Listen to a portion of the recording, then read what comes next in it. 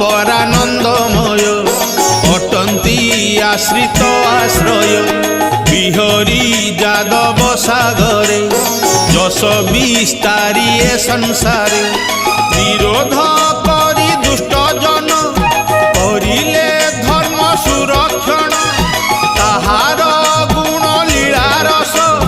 দশম স্কন্ধরে প্রকাশ দেবকী পুত্রে নিজ নাশ হইব শুনি ভয়ে কংস তা ষড় পুত্র কলা নাশ।